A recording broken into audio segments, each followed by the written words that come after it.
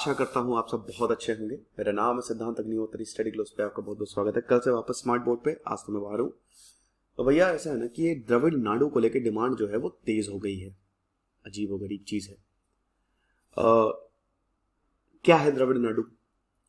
तेज क्या हुई है, मतलब यहाँ पे कुछ पॉलिटिशियंस का कमेंट आया है बेसिकली। तो इस पे मैंने कई बार आपको बताया भी है, बट ये इंपॉर्टेंट है, आपको बता दूं। प्रीलिम्स के लिए बहुत ज़्यादा इंपॉर्टेंट है और मेंस के लिए तो है ही है। तो चलिए बात करते हैं, लेकिन उससे पहले बता दो कि हमारा जो एनसीईआरटी हिस्ट्री का कोर्स है 15 अगस्त तक भैया इसकी बुकिंग्स हैं। ठीक है, ओल्ड और न्यू एनसीईआरटी दोनों ही आपको कराई जाएंगी। आपको एनसीईआरटी कूपन कोड यूज करना है।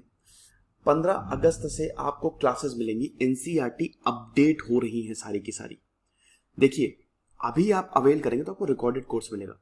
आप कंबाइंड एनसीईआरटी लीजिएगा, वो ज्यादा बेटर रहेगा, क्योंकि जैसे जैसे एनसीईआरटी अपडेट होंगे प्राइसेस बढ़ेंगे। और ये हमारा नया चैनल है शॉर्ट्स क्लोज, इसको आप जरूर सब्सक्राइब करें। शॉर्ट्स आपको यहाँ पे मिलेंगे।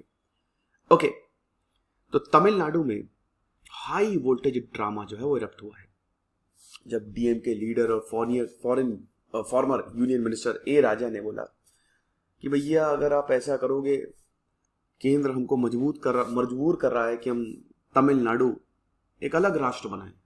बताइए, ये बोला है। हमको इतना पुश मत करिए कि हम पेरियार रूट पे चले जाएं। हमको एकदम कॉर्नर मत करिए। Don't force us to raise a separate Tamil Nadu demand once again. हमको फोर्स मत करिए कि दोबारा हम तमिलनाडु की एक अलग ही तमिलनाडु की डिमांड करने लगे, एक अलग राष्ट्र की डिमांड करने लगे। स्टेट ऑटोनॉमी हमको दीजिए जो हम डिजर्व कर रहे हैं। और जब तक हम अपने गोल को अचीव नहीं कर लेते तब तक we will not keep quiet. अब ये बहुत ही बड़ा स्टेटमेंट है, बहुत बड़ा, क्योंकि ये सही नहीं है। हालांकि ए राजा जो है ये 2G का है, आप देख सकते हैं, अक्यूज्ड थे 2G स्कैम के, राइट। अब हम बात करते हैं द्रविड़ नाडु की। क्या है द्रविड़ नाडु? देखो, पेरियार ईवी रामास्वामी की बायोग्राफी मैंने रिव्यू किया, आप देख लीजिएगा एक बार। ये एक पॉलिटिकल आइडिया था जिसको पेरियार ईवी रामास्वामी ने ही फ्लोट किया था, है ना। और उन्होंने बोला था कि तमिलनाडु फॉर तामिल्स, तमिल के लिए तमिलनाडु होना चाहिए। 1938 1938 में उन्हें इस आइडिया की नींव रखी थी, क्योंकि इट्स ऑल अबाउट लैंग्वेज। अभी हिंदी, तमिल, मलयालम, तेलुगु की काफी आपने देखा। अमित शाह ने जब बोला कि इंग्लिश की जगह आप हिंदी यूज करिए, तो काफी जो स्टेट्स हैं जो हिंदी भाषी नहीं है उन्होंने इस पर ऐतराज जताया। तमिलनाडु उसमें था। तो अब ऐसा है कि जो तमिलनाडु है, ये भाषा जब उस समय भी जब हिंदी की बात चली थी कि compulsory learning of Hindi across India, तब यहां पे पेरियार ने बोला था कि नहीं, तमिलनाडु फॉर तमिल्स, तमिल्स जरूरी है, भाषा बहुत जरूरी है। आपको बता दूं, भाषा बड़ा सेंसिटिव टॉपिक है। भाषा जो है, पाकिस्तान में भाषा के ही वजह से 2 टुकड़े हो गए थे। जो शुरुआत में जो द्रविड़ नाडु के प्रोपोनेंट्स हैं वो सिर्फ तमिल स्पीकिंग रीजन तक ही थे, कि जो तमिल, जहां पे तमिल बोली जाती है बस वही द्रविड़ नाडु के अंदर आएंगे। लेकिन बाद में द्रविडियन लैंग्वेज स्पीकर्स आ गए भाई। आंध्र प्रदेश, तेलंगाना, केरल, कर्नाटक, ये सब आ गए। इन सबको अलग कर दो, ये चीज है। और यहां पे सॉवरेन स्टेट की मांग करने लगे, डेक्कन फेडरेशन, दक्षिण पथ या साउथ इंडिया। द्रविड़ नाडु की डिमांड वक्त वक्त पर उठती रही है। भारत एक अर्ध संघीय ढांचा है, क्वासी फेडरल स्ट्रक्चर, आपको पता ही है, अमेरिका की तरह नहीं है। भारत राज्य को ताकत देता है, लेकिन अल्टीमेटली केंद्र के पास सबसे ज्यादा ताकत है। स्टेट्स को सॉवरेनिटी है, बट सेंटर को ज्यादा सॉवरेनिटी है। कई बार द्रविड़ नाडु का मतलब यह हुआ है कि जो पावर है ना, पावर वो पूरी राज्य को देता, और कई बार तो कंप्लीट सेसेशन, अलग कर दो, ऐसा, ये चीज है। अब अगर बात करते हैं तमिलनाडु में, तो एंटी ब्राह्मणिज्म मूवमेंट, यहां से द्रविड़ नाडु का कंसेप्ट आता है। कॉलोनियल गवर्नमेंट मद्रास के खिलाफ भी एजिटेशन हुए 20वीं सेंचुरी में, जिसने तमिलनाडु, कर्नाटक, आंध्र प्रदेश सबने पार्ट लिया। बहुत सारे लोग थे, और उस समय एक पार्टी बनाई जाती है 1921 में, जस्टिस पार्टी जिसको बोला गया, जस्टिस पार्टी, और वहां से इस मूवमेंट को और ज्यादा बैकिंग मिलती है। अब उस समय मद्रास सरकार में ब्राह्मण्स बहुत ज्यादा थे, जितनी उनकी पॉपुलेशन थी तो उससे ज्यादा ब्राह्मण्स थे, ठीक है। 1925 में, ये आप देख सकते हो, तो द्रविड़ नाडु है, ये पूरा का पूरा आंध्र प्रदेश, कर्नाटक, ये सब है, पूरा साउथ है एक तरीके से। 1925 में, 1925 में हम देखते हैं कि सेल्फ रेस्पेक्ट मूवमेंट जो है वो तैयार होता है। सेल्फ रेस्पेक्ट मूवमेंट पेरियार चलाते हैं। तब उन्होंने बोला कि भैया तमिल नेशन की एक कल्चरल आइडेंटिटी होनी चाहिए जो कि अलग हो, और 1938 में जस्टिस पार्टी और सेल्फ रेस्पेक्ट मूवमेंट साथ में आ गए, दोनों पार्टी का मर्जर हो गया। 1944 में द्रविड़ कजगम, जो आप देखते हो ना डीएमके, 1944 में इसकी स्थापना होती है, समझ रहे हो। 1944 में पोस्ट इंडिपेंडेंस की बात करते हैं। 1956 में स्टेट रीऑर्गेनाइजेशन एक्ट आता है, ठीक है, जिसने लिंग्विस्टिक स्टेट्स बनाई, आपको पता ही है। और उसके बाद जो है डिमांड वीक होगी। देखिए 1938 में ये डिमांड आई, तब दिक्कतें थी, लेकिन जब भारत आजाद हुआ 1947 में, 1947 में, तो part A, part B, part C, part D में राज्यों को डिवाइड किया गया। और फिर हम देखते हैं कि स्टेट रीऑर्गेनाइजेशन एक्ट आया 1956 में, ठीक है। देखिए इससे पहले भी आंध्र प्रदेश पहला लिंग्विस्टिक स्टेट बना, क्योंकि यहां पे जवाहरलाल नेहरू नहीं चाहते थे कि भाषा के आधार पर बंटवारा हो, वो चाहते थे कि भैया भारत है, एक है, क्या ही दिक्कत है। लेकिन प्रोटेस्ट होने लगे, बहुत ज्यादा प्रोटेस्ट होने लगे, हिंदी को इंपोज किया जाने लगा तो प्रोटेस्ट होने लगे। पट्टी श्रीरामुलु आंध्र प्रदेश में अनशन पे बैठकर उनकी डेथ हो गई, बहुत ज्यादा वायलेंट हो गया। तो फाइनली यहां पे राज्यों का बंटवारा करना पड़ा, राज्यों को ऑर्गेनाइज करना पड़ा। स्टेट रीऑर्गेनाइजेशन एक्ट आया 1956 में। अब जैसे ही राज्यों स्टेट रीऑर्गेनाइजेशन एक्ट आया तो राज्य खुश हो गए। राज्य यही चाहता था कि लैंग्वेज के हिसाब से बंटवारा हो, जो तमिल है वो तमिलनाडु मिल जाए उसे, हालांकि वो तो 1967 में बाद में, मतलब सब जो यहाँ पे पंजाबी बोल जाए वो पंजाब हो जाए, या मराठी बोला जाए वो महाराष्ट्र हो जाए, समझ रहे हो, ये हो।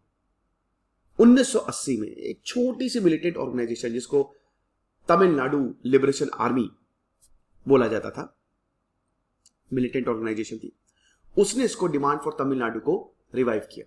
क्यों? क्योंकि उसी समय Indian peace keeping force Sri Lanka गई थी उस समय के। 1967 में अन्ना दुरई भी चीफ मिनिस्टर बने।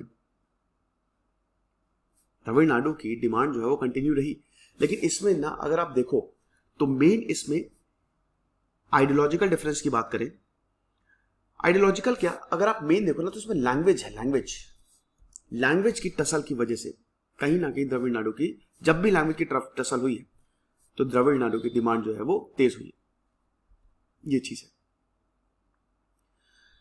इसी दौरान दोस्तों क्या हुआ 1949 में, ये भी आप देख लीजिए कि अन्ना दुराई की जो पार्टी थी वो पेरियार से स्प्लिट हो गई, ठीक है। अब जब अन्ना दुराई की पार्टी स्प्लिट हुई तो अन्ना दुराई नहीं चाहते थे द्रविड़ नाडु की कोई डिमांड हो, और उसके बाद आइडियोलॉजिकल गोल उनका शिफ्ट हो गया। उन्होंने कहा कि नहीं, राज्यों को ऑटोनॉमी दे दो, उनको भारत के साथ ही रहना है, दैट्स इट, और ज्यादा हमको कुछ चाहिए नहीं। तो यही चीज है। 1974 में करुणानिधि आते हैं। अब यहां पे जब करुणानिधि आए तो ये डिमांड और कम हो गई, तो धीमे धीमे ये डिमांड जो है वो कम होती गई, कोई दिक्कत नहीं रही है सच।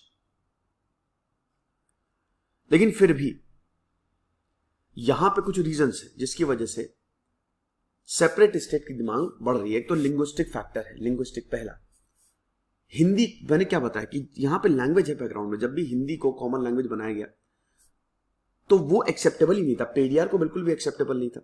उन्होंने बोला कि तमिल तो सबऑर्डिनेट हो जाएंगे नॉर्थ इंडियंस के, तो ये नहीं होना चाहिए। तो इसीलिए there was continued protest for Hindi. Then there are political factors also, ये पहला है, ये दूसरा है, political factors also. State autonomy जो है वो पॉलिटिकल एजेंडाज में टॉप पे रही है। भाई इनकी दुकान कैसे चलेगी? पॉलिटिकल पार्टीज इसको उठाती रही हैं इलेक्शन मैनिफेस्टो में शुरुआत से ही। और तमिल फिल्म इंडस्ट्री जो है आपको पता ही है बहुत बड़ी है, तो तमिल फिल्म प्रोडक्शंस के थ्रू ये आइडियाज को प्रोपोगेट किया जाता है। Then there are economic factors also. Economic point of view से देखें तो कई बार जो है इनको बेनिफिट्स नहीं मिलता। साउथ के स्टेट बहुत ज्यादा कंट्रीब्यूट करते हैं इकोनॉमी में, लेकिन कई बार नहीं मिलता है। सेकेंड लार्जेस्ट इकोनॉमी है भारत में, तमिलनाडु की अगर बात करें 8.8% नेशनल ग्रॉस डोमेस्टिक प्रोडक्ट में ये देते हैं। डेमोग्राफिक फैक्टर्स की बात करें, अगेन नॉर्थ स्टेट्स जो हैं साउथ से वहां पे ज्यादा पॉपुलेशन है, और पॉपुलेशन एक फैक्टर होता है। फाइनेंस कमीशन जब पैसे बांटता है ना कि किस राज्य को कितने पैसे मिलने चाहिए, तो पॉपुलेशन एक फैक्टर होता है। अब यहां पे दिक्कत होती है कि भाई एक बात बताओ कि हम साउथ वाले हम ज्यादा कंट्रीब्यूट करें तो हमको ज्यादा पैसा मिलना चाहिए, ऐसा तो होना नहीं चाहिए। तो डेमोग्राफिक डाइवर्जेंस की वजह से भी ये चीजें आती है। वे फॉरवर्ड क्या होना चाहिए? ऑल इंडिया सर्विस बनाओ, बहुत जरूरी है। ऑल इंडिया सर्विस जो है वो basic administration system of India वो फॉर्म करती है, बहुत ज्यादा सही रहेगा। कोऑपरेटिव फेडरलिज्म बढ़ाओ। यहां पे राज्य जो है स्ट्रॉन्ग नेशन होगा जब राज्य केंद्र ताकतवर होगा, तो राज्य की भी जिम्मेदारी तो लगातार सपोर्ट करे। समझ रहे हो? सरकारिया कमीशंस के हिसाब से जो सेंट्रल स्टेट रिलेशंस पे दी गई थी, अगर इकोनॉमिक लिबरलाइजेशन और डेवलपमेंट जो स्टेट्स का है वो अगर सही मैनर पे हो, प्लान्ड मैनर पे हो, तो सब कुछ बढ़िया है। कहने का मतलब ये है कि अगर राज्यों को उनका शेयर मिले, राज्यों को डेवलप करे केंद्र, तो कोई भी डिमांड नहीं आएगी। भाई सिंपल सी बात है, हर कोई चाहता है यहाँ पे डेवलपमेंट। ये चीज है। कॉम्पोजिट कल्चर को आप प्रमोट करो, 3 language formula can be implemented, और इंटर स्टेट काउंसिल को आप स्ट्रेंथन कर सकते हो। समझ रहे हो? तो ये कुछ रीजंस हैं। ये लेक्चर था, आई होप आपको पसंद आया होगा। द्रविड़ नाडु की डिमांड भैया वो वही है कि पॉलिटिकल तो है ही, कुछ भी कहूं पॉलिटिकल तो है ही। भारत एक डाइवर्सिफाइड कंट्री है, और जैसे बनारस में हूं मैं, तो यहां पे अगर आप देखोगे तो साउथ इंडियंस आपको बहुत ज्यादा मिलेंगे, और देख के बड़ा खुशी होती है कि भारत जो है वो पूरा यूनाइटेड है। ये सब चीजें मेरे ख्याल में बेकार में कमजोर करती हैं, ये सही नहीं है। खुश रहिए, पढ़ते रहिए। दिस इज सिद्धांत अग्निहोत्री साइनिंग ऑफ।